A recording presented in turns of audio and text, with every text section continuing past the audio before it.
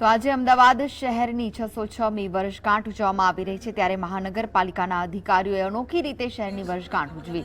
Corporation સંચાલિત શાળામાં માતા પિતાની છત્રછાયા ગુમાવી ચૂકેલા 670 બાળકો પાસે મહાપાલિકાના મેયર સહિતના પદાધિકારીઓ પહોંચ્યા અને શહેરના સ્થાપના દિવસની ઉજવણી કરી। મહાનગરપાલિકા દ્વારા બાળકો માટે સાંસ્કૃતિક કાર્યક્રમો, વિવિધ રાઇડ્સની સવારી, બોટિંગ, ભોજન કરાવવામાં આવ્યું।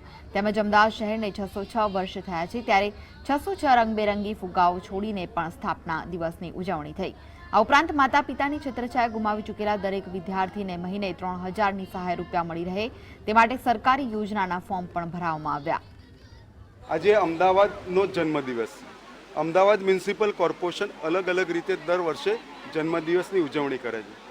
આ વર્ષે અમદાવાદ મ્યુનિસિપલ કોર્પોરેશને અમદાવાદ મ્યુનિસિપલ કોર્પોરેશનના સર્વે હોદ્દેદારો, માન્ય કમિશનરશ્રી, અમારા deputy mayor, chairman, standing committee, વિવિધ કમિટીના ચેરમેનો અને બધાએ ભેગા થઈને આ જન્મદિવસને વિશિષ્ટ રીતે ઉજવવાનું નક્કી કર્યું।